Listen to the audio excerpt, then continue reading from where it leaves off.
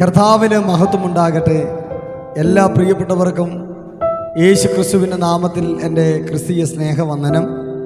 ഒരു തിരുവെഴുത്ത് നിങ്ങളുടെ മുമ്പാകെ വായിക്കുവാൻ ഞാൻ കർത്താവിൽ ശരണപ്പെടുകയാണ്.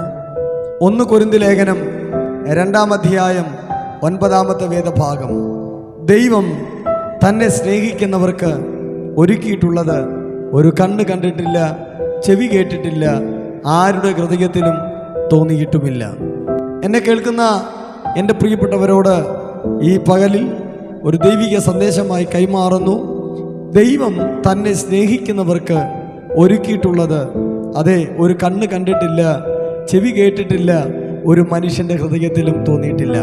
ദൈവം തന്നോട് പ്രാർത്ഥിക്കുന്നവർക്ക് വേണ്ടി, ദൈവം തന്നെ സ്നേഹിക്കുന്നവർക്ക് വേണ്ടി ഒരുക്കുന്നത് ഒരു മനുഷ്യനും ചിന്തിക്കാൻ കഴിയാത്തതിലും അപ്പുറമാണ്. യേശുക്രിസ്തുവിനെ ജീവിതത്തിലേക്ക് ക്ഷണിക്കുന്ന ഏതൊരു വ്യക്തിയുടെ ജീവിതത്തിലും ദൈവം അവർക്ക് വേണ്ടി ഒരുക്കുന്നത് ഒരു മനുഷ്യന് ചിന്തിക്കുന്നതിലും അപ്പുറമാണ്. യോഹന്നാൻ എഴുതിയ സുവിശേഷം 2-ാം അധ്യായം നമ്മൾ പഠിക്കുമ്പോൾ അവിടെ കാണാൻ കഴിയുന്നു, കാനാവെന്ന് പറയുന്ന ഗലീലയിലെ കാനാവിൽ ഒരു കല്യാണം. ആ കല്യാണത്തിന് യേശുവിനെ ക്ഷണിച്ചു. പ്രീസലോ, കാനാവിലെ കല്യാണത്തിന് യേശുവിനെ ക്ഷണിച്ചിരുന്നു. യേശു കടന്നുപോയി. കടന്നു ചെല്ലുമ്പോൾ അവിടുത്തെ വിരുന്നുവാഴിക്ക് അറിയാത്തൊരു കാര്യം, ആ വീട്ടിലുള്ളവർക്ക് അറിയാത്തൊരു കാര്യം, അവിടെ വിവാഹത്തിന് ക്ഷണിക്കപ്പെട്ടവർ വന്നവർക്കറിയാത്തൊരു കാര്യം. എന്താ കാര്യം?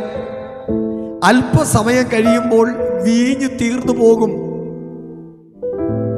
ആ ഭവനത്തിനകത്ത് വിവാഹ വീട് വലിയൊരു പരാതി പറയുന്ന, നിരാശ വരുത്തുന്ന, നാളുകളിൽ ജനത്തിൻ്റെ ഇടയിൽ ഒരു ചർച്ചാ വിഷയമാകുന്ന ഒരു വീടായി മാറുമെന്ന് ദൈവത്തിനറിയായിരുന്നു.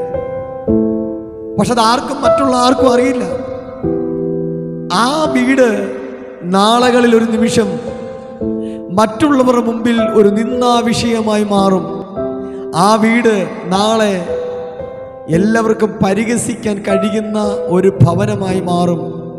നാളുകളിൽ ആ ഭവനം ക്ഷണിക്കപ്പെട്ടവരെ അവരെ നിന്ദിച്ചു എന്ന് പറയുന്ന തരത്തിലേക്ക് ആ ഭവനം മാറും. കാരണം ആ ഭവനത്തിലെ കല്യാണത്തിന് ക്ഷണിച്ചവർക്ക് കൊടുക്കാൻ തികയാത്ത തരത്തിൽ ആ ഭവനത്തിൽ വീഞ്ഞ് തീരാറായി. ഇതാർക്കും അറിയത്തില്ല, പക്ഷെ ദൈവത്തിനറിയായിരുന്നു.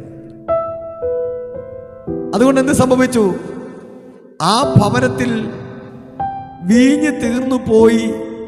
ഭവനം നിന്ദാവിഷയത്തിലേക്ക് പോകുമെന്ന് മനസ്സിലാക്കിയ കർത്താവ് അവിടെയുള്ള കൽപാത്രത്തിൽ വെള്ളം കോരി നിറയ്ക്കാൻ പറഞ്ഞു. കൽപാത്രത്തിൽ വെള്ളം കോരി നിറച്ചു. അത് കോരി വിരുന്നുവാഴിക്ക് കൊണ്ട് കൊടുത്തു. 21 ദിവസം കൊണ്ട് ഒരു പ്രോസസ്സിങ്ങിലേക്ക് വരേണ്ടതാണ് വീഞ്ഞ്. അതിനൊത്തിരി കടമ്പകളുണ്ട്.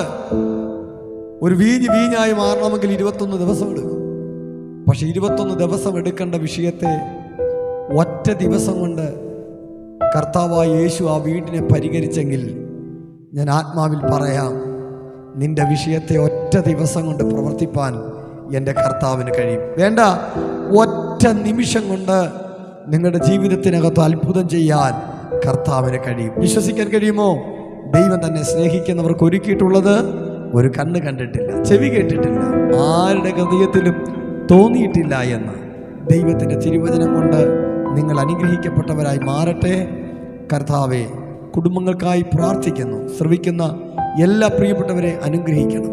ഒറ്റ ദിവസം കൊണ്ട് 21 ദിവസം എടുക്കണ്ട, ദീർഘ ദിവസങ്ങൾ എടുക്കണ്ട കർത്താവെ, വീഞ്ഞിനെ ഒറ്റ ദിവസം കൊണ്ട് പച്ചവെള്ളത്തിനകത്ത് ഗുണം, അതുപോലെ തന്നെ രുചി, അതുപോലെ തന്നെ അവസ്ഥകൾ എല്ലാം മാറ്റിയതുപോലെ, നിറം മാറ്റി, അതിൻ്റെ ഗുണം മാറ്റി, രുചി വരുത്തിയതുപോലെ എൻ്റെ പ്രിയപ്പെട്ടവരുടെ ജീവിതത്തിൽ കർത്താവായ യേശു ക്രിസ്തു അത്ഭുതം ചെയ്യണമേ.